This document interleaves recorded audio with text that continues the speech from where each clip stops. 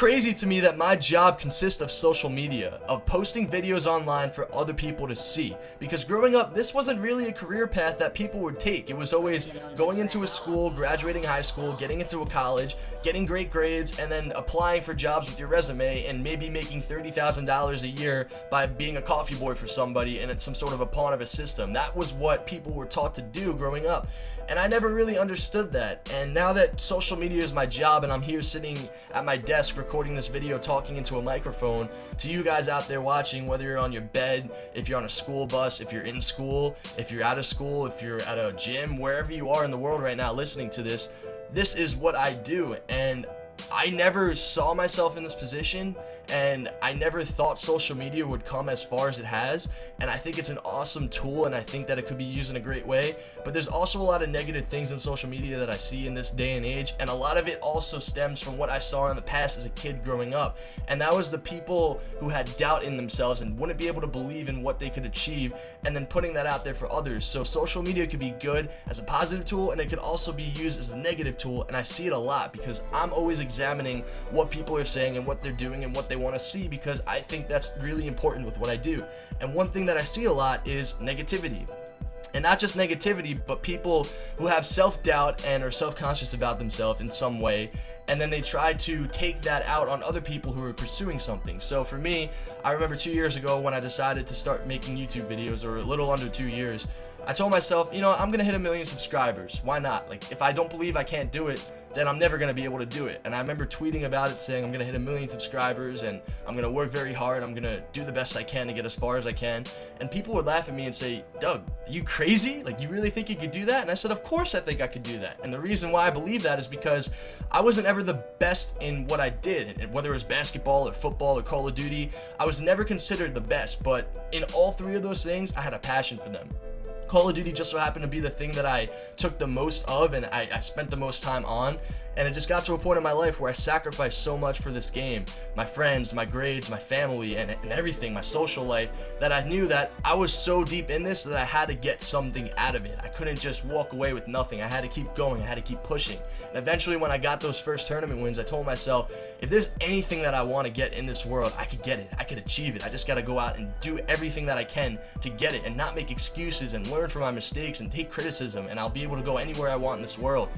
And when I started to use that mindset towards YouTube, I told myself, you know what, I could do it, I can make it. And now here I am, luckily with 1 million subscribers. But that's not really the point that I'm trying to get at in this video. It's the people who have potential that don't try to take advantage of it. You know, I remember I was playing basketball the other day in the gym with someone who was way better than everybody on this court. Now keep in mind, it was just a pickup game, but this guy was really good. And I stopped and I looked at him and I said, hey, have you ever thought about going pro? He said, no, I played college for 4 years, but going pro, that'd be crazy. I wouldn't be able to do that.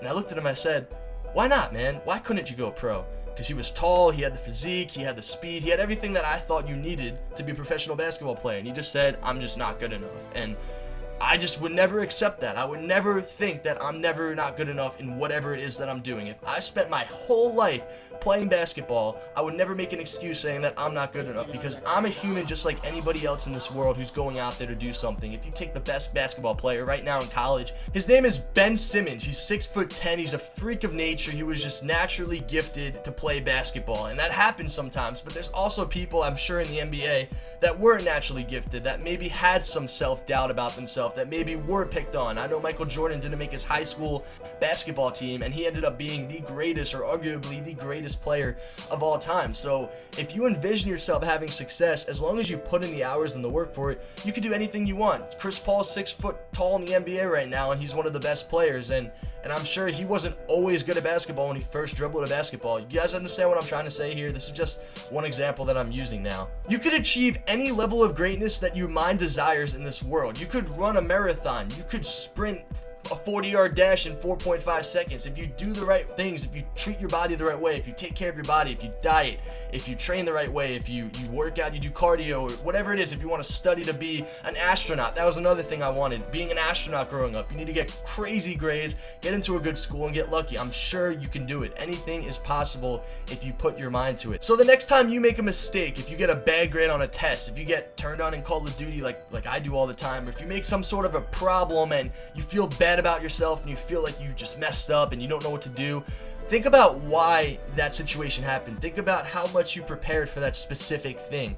And then if somebody's out there trying to criticize you or just talk down on you, don't take it as a negative. Take it as a positive. Take it as, you know what?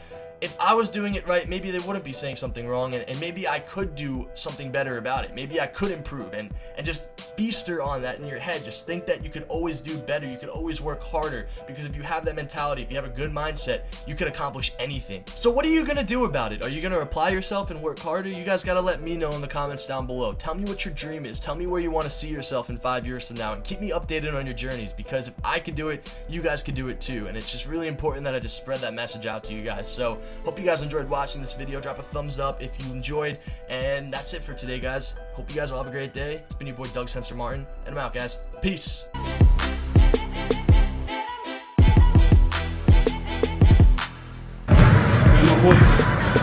Trace, right now, 86 in favor of Thomas.